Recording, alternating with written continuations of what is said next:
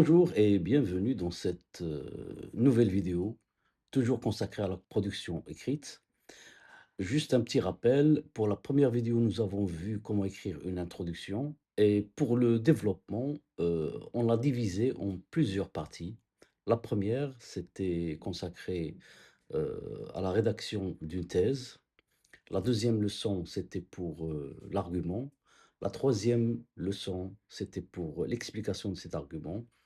Et maintenant, on arrive à la quatrième leçon du développement que nous allons consacrer à l'exemple et comment insérer un exemple dans un texte argumentatif. Je vous rappelle que ces parties concernant le développement, on les construit sous forme de phrases. Donc, une phrase pour la thèse, une phrase pour l'argument, une phrase pour l'explication de l'argument et une phrase pour l'exemple. Commençons donc par les objectifs auxquels nous allons répondre. D'abord, nous allons voir qu'est-ce qu'un exemple. Ensuite, nous allons identifier son rôle et on va voir après comment l'intégrer dans un texte. Commençons par un petit rappel de ce que c'est qu'un argument. Nous avons dit déjà que l'argument, c'est une raison logique, c'est une preuve. Ça veut dire que c'est aussi une idée abstraite, quelque chose d'abstrait, c'est une idée, théorique, si vous voulez. Alors que l'exemple, lui, c'est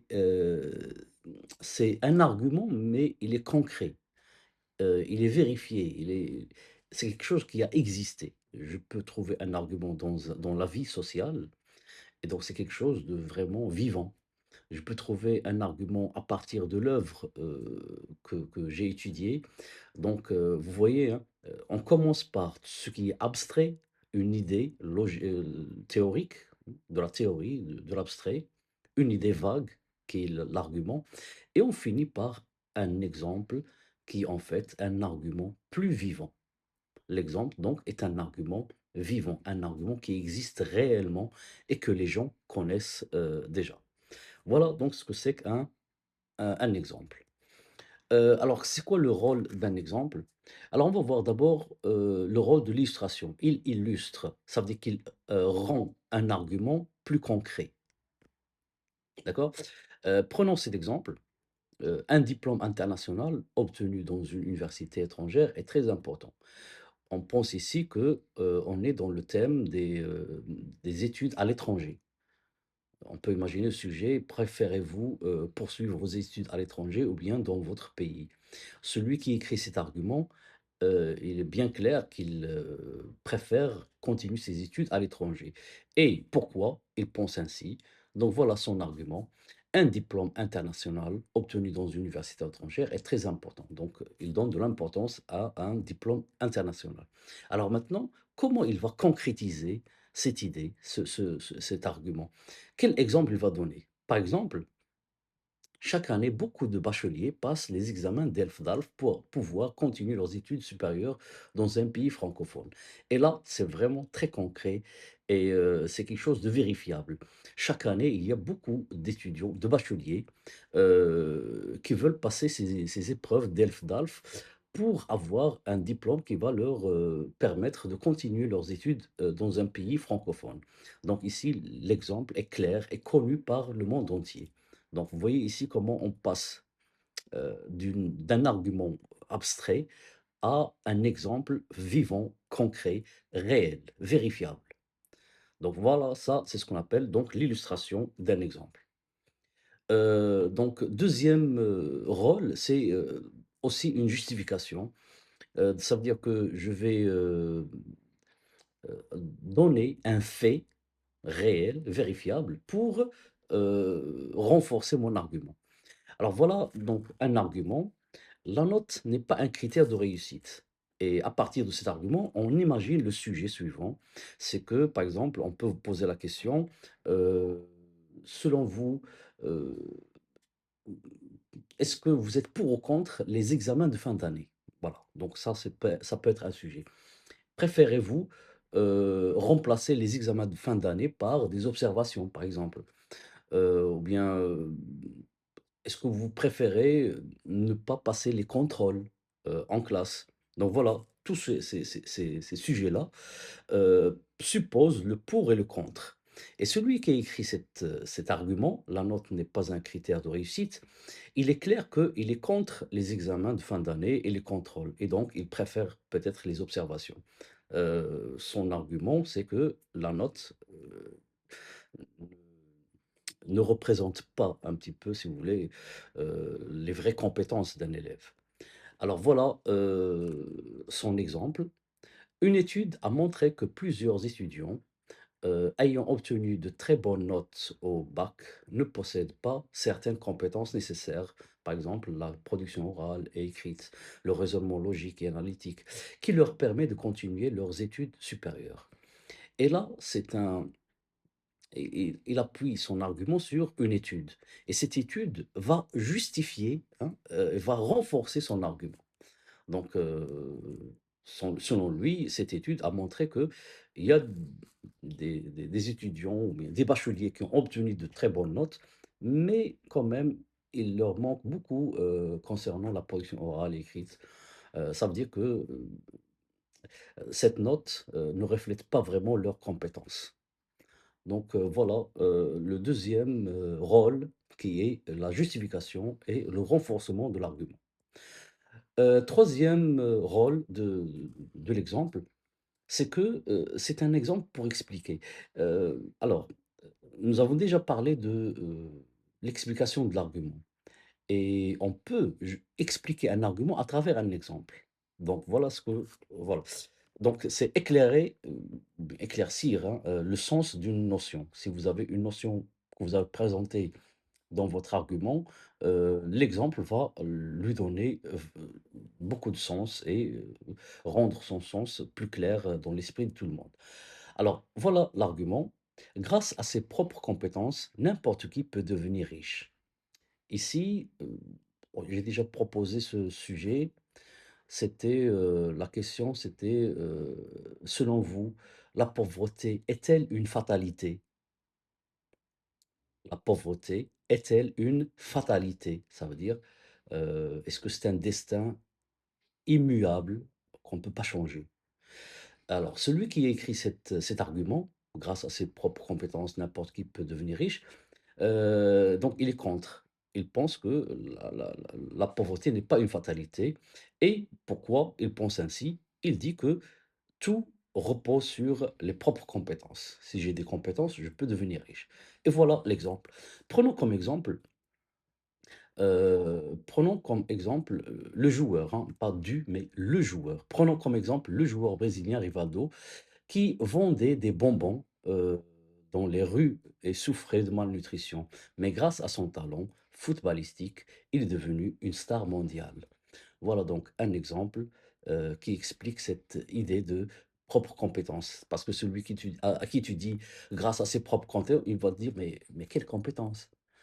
Et là, tu lui as donné un exemple qui concrétise cette idée de, compétence. Donc voilà, un petit peu les rôles, remplis par, un exemple. Mais vous, lorsque vous allez écrire, vous n'allez pas penser: «Est-ce que c'est un rôle pour préciser? Est-ce que c'est un rôle pour renforcer?» ou bien non, vous mettez un exemple, très clair, soit, un exemple, issu de la vie sociale, la réalité sociale, ou bien un exemple, tiré d'un roman, voilà, du roman que vous avez étudié ou une nouvelle.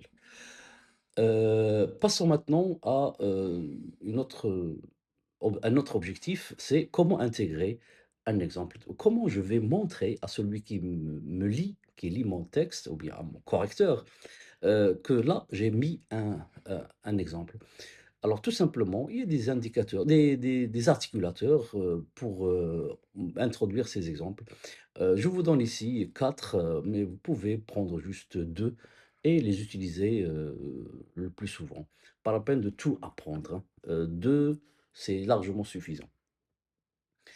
Bien, alors, je rappelle maintenant la structure de notre paragraphe argumenté. À part l'introduction, et je vous rappelle qu'on a dit que l'introduction, on va l'écrire avec 3 phrases tout simplement. Passons maintenant au paragraphe, de développement. et nous allons donc, écrire une phrase qui exprime notre opinion, c'est la thèse, une phrase, qui va donner mon premier argument, une phrase, qui va expliquer mon argument et une phrase pour donner un exemple. Alors, pour que ce soit très clair dans l'esprit de tout le monde, une introduction est composée de 3 phrases. Et maintenant, on arrive à 4 phrases pour le développement et ça fait le tout, ça fera donc 7 phrases et on n'a pas encore terminé.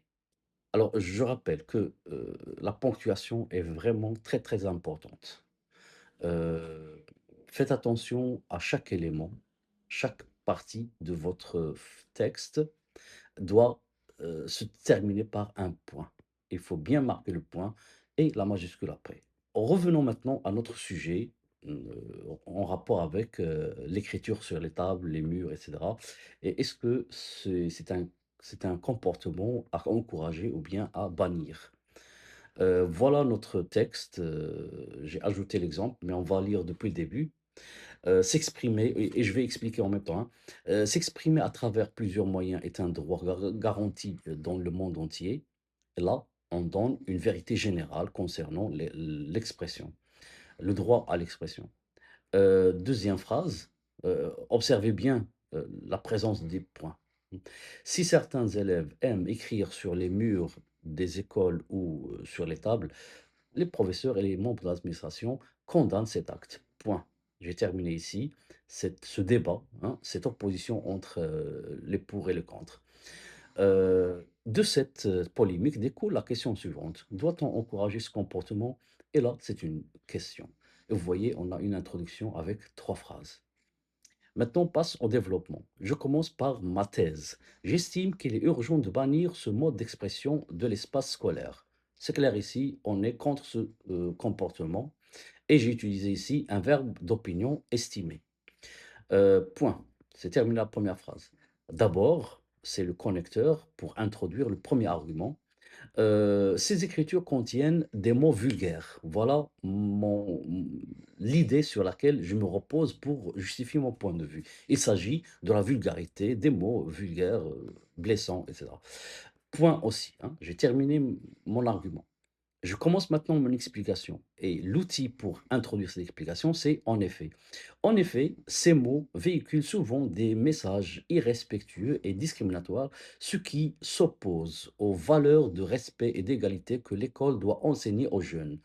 Et là, pour exprimer ou bien pour montrer que cette vulgarité n'a pas sa place à l'école, j'ai mis en opposition ces termes vulgaires par rapport aux valeurs que véhicule l'école. L'école, c'est la valeur du respect, de l'égalité, alors que ces mots vulgaires, parfois, ils sont discriminatoires, ils créent ce qu'on appelle une sorte de racisme, de sexisme, etc. Alors maintenant, je vais renforcer mon argument avec un exemple.